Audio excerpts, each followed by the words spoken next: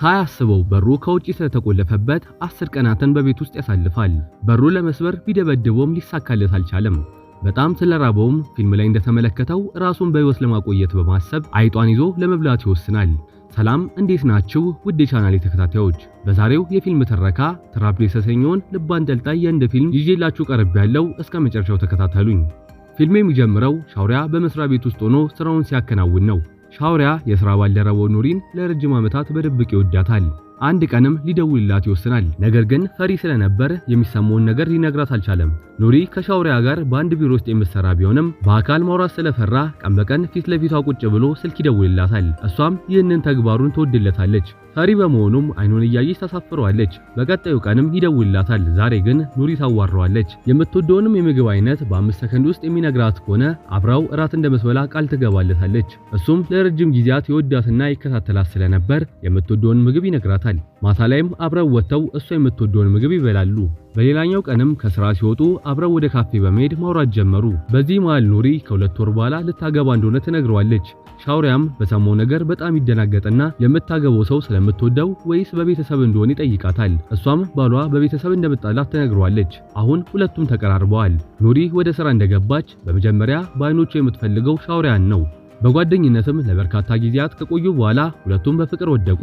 አንድ ቀንም ሻውሪያ ከ3 ጓደኞቹ ጋር ተጋርቶ ወደሚኖርበት ቤት ይዟት ይሄዳል። በቀጣይም ከጓደኞቹ ጋር ካስተዋወቃት በኋላ ወደ ራሱ ክፍል ይዟት በመግባት በሩን ይቆልፉታል። በዚህ ሰዓትም በጣም ተዋደው ስለነበር ስሜታቸውን መቆጣጠር ከብዷቸው ፍቅር መስራት ጀመሩ። ቢሆንም ግን ኑሪ ታስቆመውና የወደፊት ህይወቷ እንደሚያስጨንቃት ተነግረዋለች። እሱም ሰርጉን እንድታቋርጥና አብራው እንድትኖር ይጠይቃታል። እሷም አብረው ለመኖር ቤት እንደሚያስፈልጋቸውና ከጓደኞቹ ጋር አብረው መኖር እንደማይችሉ ትነግረዋለች።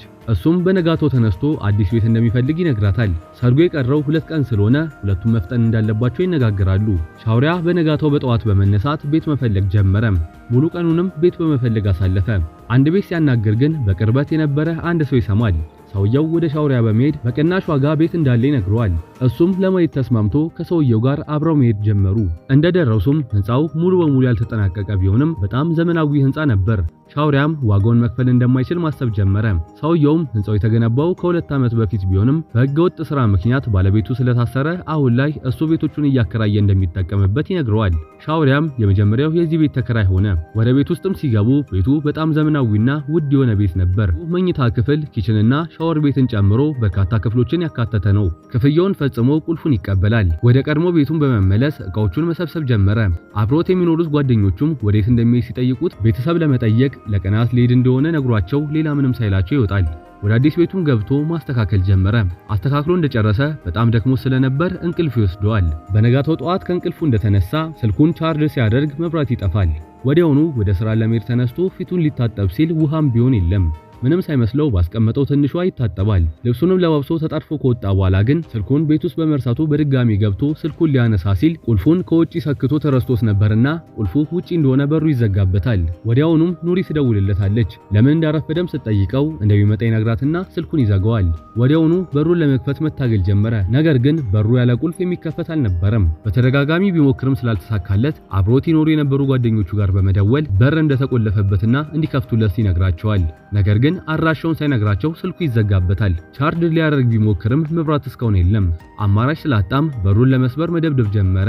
ነገር ግን በመምታት በሩ የሚሰበር አይደለም። ወዲያውኑም ወደ መስኮት ሄዶ የህንጻውን ጠባቂ ቢጠራቸውም ድምፁ ርቀት ስለነበረው ሊሰሙት አልቻሉም። በዚህም ሻውሪያ በጣም አዝኗል። ኑሪ የሰርጓ ቀን ስለደረሰ እሱን ካጣች ምን ልትወስን እንደምትችል እያሰበ በጣም ይበሳጫል። ከተረጋጋ በኋላም ይነሳና በሩን ለመስበር ሲታገል የተጎዳውን እጁን በጨርቅ በማሰር ህመሙን ያስታግሳል። በመቀጠልም የስልኩን ባትሪ ከሞላ በማለት ፀሐይ ላይ ያደርገዋል። ነገር ግን ስልኩ ሊከፍት አልቻለም። ወደ መስኮት በመሄድም እየተጣራ መጮ ጀመረ።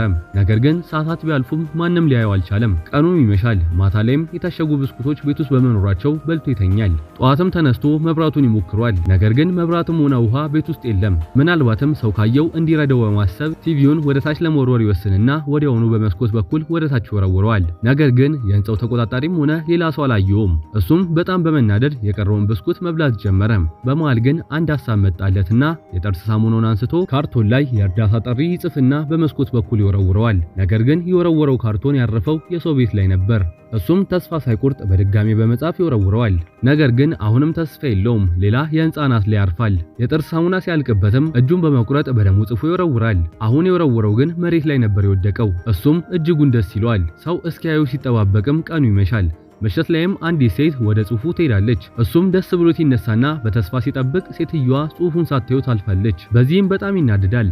የረቦና ሊበላ ወደ ኪችን ሲገባ የነበረው ብስኩት አልቋል። ፊቱንም ሲያዞር አይጣይና በጣም ስለሚፈራ ለማምለጥ ሲሮጥ አንሸራቶት ይወድቅና ራሱን ይስታል። ጠዋትም ራሱን ከሳተበት ሲነቃ ውሃ ሲፈስ ሲሰማና ሄዶ ሲያይ ውሃ መታለች። ነገር ግን ወደ ውሃው ለመሄድ አይጧን ፈርቶ ሲያመነታ ውሃው ወዲያውኑ ይጠፋል። በመቀጠልም ወንጭፍ ይሰራና ለሰዎች ምልክት ለመስጠት ይሞክራል። በወንጭፉም ጠጠር በማድረግ ልብስ ስታጥብ የነበረች ሴት ላይ ይወረውረዋል። እሷም ጠጠሩን ብታየውም ከየት እንደተወረወረ ስላልገባት ችላ ትለዋለች። ቀኑም ሲመሽ ሻውሪያ ልብሱን በመጠቀም ብረቱ ላይ እርዳታ እንዲሰጡት በማሰብ ሄልፕ ብሎ በመጻፍ ብረቱን ይደበድባል። ነገር ግን እስኪነጋ ቢደበድብም ማንም ሊሰማ አልቻለም። ጠዋትም የህንጻው ተቆጣጣሪ ሻውሪያ ወርውሮት የነበረውን ካርቶን ያገኘዋል። ነገር ግን ሰውየው ማንበብ ስለማይችል ይተዋዋል። በሌላ በኩልም ልብስ ስትሰበስብ የነበረችው ሴትዮ ሻውሪያ የወረወረውን ጽሑፍ አገኘችው። ነገር ግን በአይኖቿ ብትፈልግም በዚህ ርቀት ልታየው አልቻለችም። እሷም ስለተጠራጠረች ወደ ህንጻው ጠባቂ በመሄድ ህንጻው ላይ የሚኖር ሰው እንዳለ ትጠይቀዋለች። ነገር ግን እሱ እዚህ 2 ዓመት እንደሰራና እዚህ ህንጻ ላይ ማንም እንደማይኖር ይነግራታል። እሷ ግን ስለተጠራጠረች ህንጻው ላይ በመውጣት መፈለግ ጀመረች። ነገር ግን ሻውሪያ የነበረው የህንጻው የላይኛው ክፍል ላይ በመሆኑ ተስፋ ቆርጣ ትመለሳለች። ሲመሽም ሻውሪያ ተስፋ ቆርጦ ሰዎች ካዩኝ በማለት የሰቀለውን ልብስ ያቃጥለዋል። እሳቱ በቂ ባለመሆኑ ፍራሹንም ጨምሮ ያቃጥለዋል። ነገር ግን ማንም ሊያየው አልቻለም። እሳቱ በጣም እየተባባሰ ሲሄድም ለራሱ አደጋ እንደሚሆን ስለገባው ቶሎ ያጠፋዋል። በጣም እርቦት ስለነበር ተኝቶ የሚወደውን ምግብ ከሚወዳት ኑሪ ጋር ሲበላ ያስባል። ትዝ ይለውና ያያትን አይጥ ይዞ ለመብላት ይወስናል። ነገር ግን ሲያያት ፍርሃቱን መቆጣጠር ከብዶት ይወድቃል። አሁን ቤት ውስጥ ምግብም ሆነ ውሃ የለም። በመሆኑም ውሃ ጥሙ ከአቅሙ በላይ ስለሆነበት ጥሙን ለማስታገስ ሽንቱን ይጠጣል። ነገር ግን ስላለመደው ያስመልሰዋል። በነጋታውም ከእንቅልፉ ሲነሳ ዝናብ እየዘነበ ነበር። እሱም ቶሎ ብሎ ቤት ውስጥ ባገኛቸው እቃዎች ሁሉ ውሃውን ያጠራቅማል። በሚቀጥለው ቀንም አንዲት እርግብ ወደ ቤቱ ትመጣለች። እሱም ከዚህ በፊት ሰርቶት በነበረው ወንጭፍ ይገላትና እያስጠላውን ቢሆን ጠብሶ ይበላታል። ወደ ኪችን በመሄድም አይጧን ከነነፍሷ በእቃ ይዛታል። እሱም ከዚህ እስኪወጣ ድረስ እንደ ጓደኛ ሊያዋራት ይወስናል። ጠዋት ላይ በመስታወት ማምለጫ እየፈለገ ከሱ በታች ያሉ ቤቶችን ሲመለከታቸው ቤቶቹ ሁሉ በራቸው ክፍት ነበር። ስለዚህም ወደ ታችኛው ክፍል መውረድ ከቻለ በቀላሉ መውጣት እንደሚችል አሰበ። በመቀጠልም ቤት ውስጥ ባገኘው መሳሪያ ብረቶቹን መቁረጥ ጀመረ።